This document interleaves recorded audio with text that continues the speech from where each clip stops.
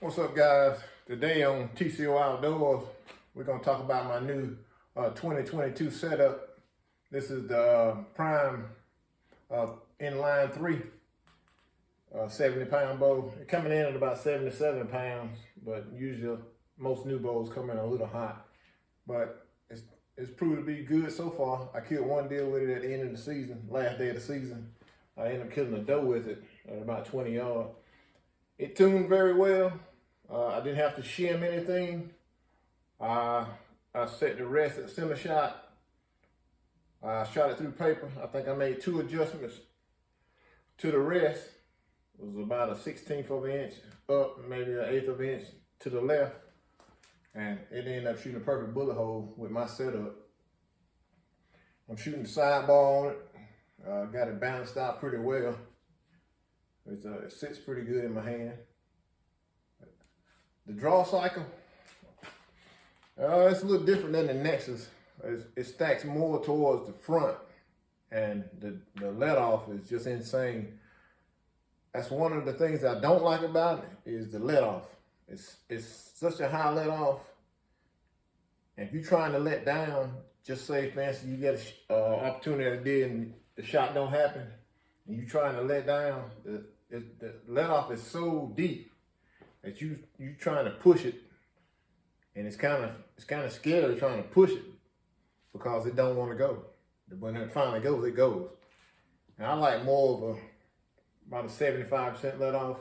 And that's the only thing I don't like about this year's model, is you can't play with the let off for moving your draw stop peg.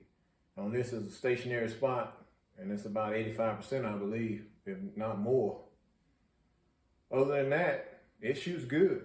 I mean, you can hold it all day once you get to that let off. If you have to, there's no problem holding it. It's just a problem pushing it forward to let it go if you have to let down. The speeds is pretty good. I think it's not quite as fast as my Nexus, but I don't really care about speed as long as I'm shooting about 280, 290, somewhere in that range with my setup. I shoot a heavy arrow anyway, and I shot that deer on 77 pounds. That's what it came in at. I mean, it just blasted through her like it was nothing. I'm gonna draw the bow, as you kind of see as I'm drawing it, what it looks like for its draw.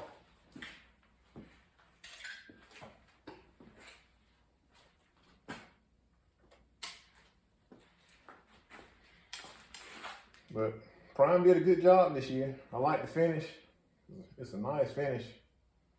Good colors this year. I'm probably gonna end up changing the sight out this year. I've had this black gold for a number of years. I think I'm gonna go to the Black Gold Pro this year. That's a little bit lighter.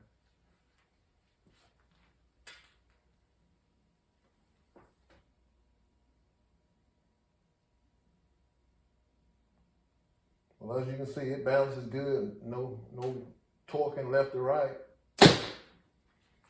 Quiet. That's one of the big differences this year with Prime is the noise level. I mean, this bow is super quiet. Last year's model and the models before, they had a lot more noise, a lot more vibration, and that was all because you had dual track cams. You had a lot of bolts in the cams. You had a lot of components that could come loose. So that's something you had to keep your eye on, keeping those bolts cinched down. And anytime you got more moving parts, you're gonna have a lot more vibration, a lot more noise. I still think the quad dual track, they hold steadier because that load is so much more centered on the bow than it is with the single cam. That was one of the things I loved about Prime. But they figured out a way to pretty much duplicate what they were doing with the dual track with a single track. And this year I went with the Hamsky rest on this bow also. That's what's on my Nexus, but I have the Trinity. They came out with this primer. It's a smaller, less weight, and it's a little more compact, and it functions just like the Trinity does. And it's a little cheaper price also. But other than that, this bow is shooting good. I've been shooting it out to about 50 yards and grouping it pretty good. I'll probably shoot it on 77 all summer, and come deer season, I'll back it down to about 70. It'll probably end up stretching these strings a little and probably lose a little bit of pounding. We'll see.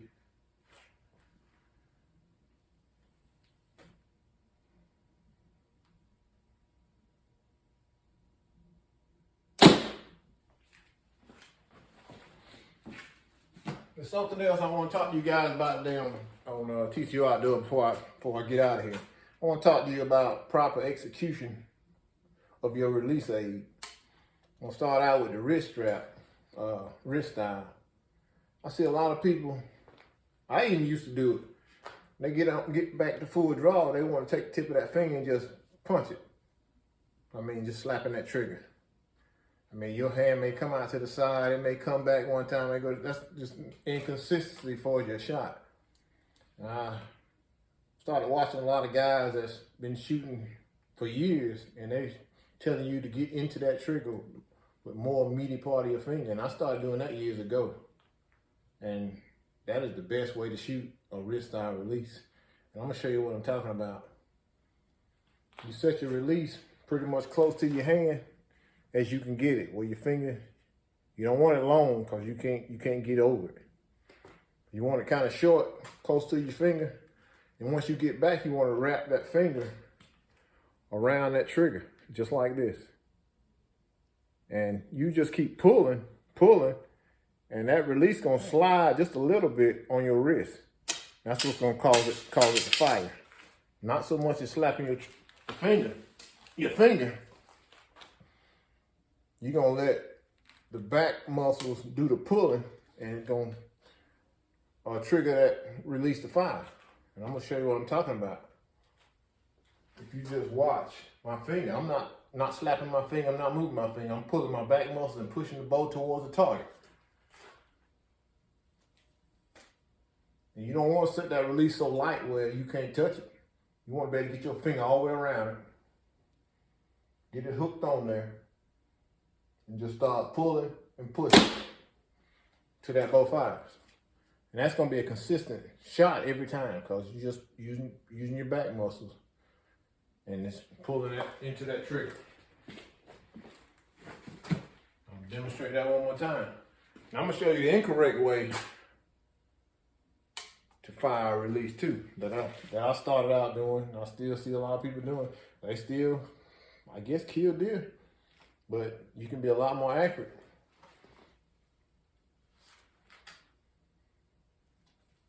They'll get the full draw, get back, smack that trigger.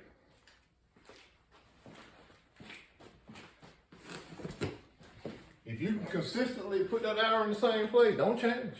But I'm just telling you, this works better for me. It may work better for you if you try it.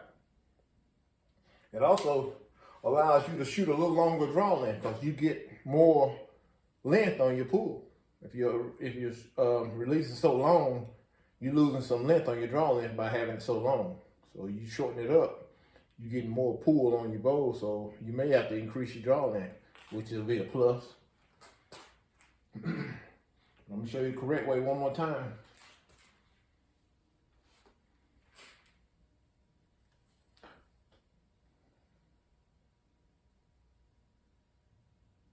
You don't have to rush your shot. You get that finger around there and pull.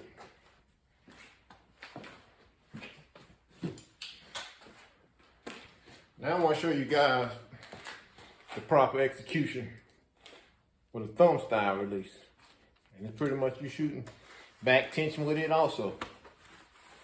And I shoot a Carter wise choice on my back tension. Sometimes I hunt with it, sometimes I hunt with the wrist strap. This year I pretty much used the wrist strap because you may have to make a few changes for your sight settings when you switch releases because your anchor point is a little different. But I'm gonna show you proper way I use a thumb release. I get my hand flat. I don't want it balled up like this. I want my hand flat. Well, when it goes against my face, I got a flat spot there instead of my knuckles and my release so far away from my face. So I get my knuckles flat Come to full draw. Get inside my face. Get my thumb locked on there. And I'll just start rotating my pinky and a finger beside it to that release shoots.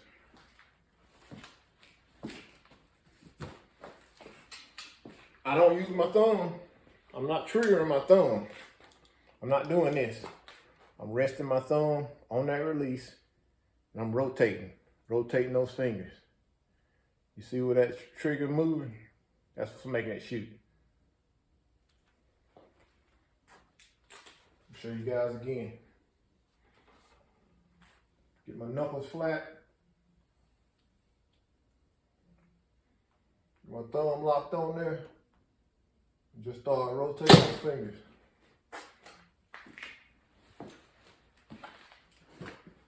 You can tell how quiet this bow is also. I mean, it's quiet. It's very quiet. I don't have anything on the cables. I did put silencers on the string, which I always do. It's just quiet. It's dead. And I like this dampener that Hamsky came out with on the string, because that string would have some oscillation in it, but with that dampener, it kills it right off the bat. So overall, I'm happy with this setup. And I'm gonna keep you guys posted. Any more stuff that I have come up that I think y'all can use that'll help you be a better bow hunter, I'll throw it at you. Until next time, we'll talk.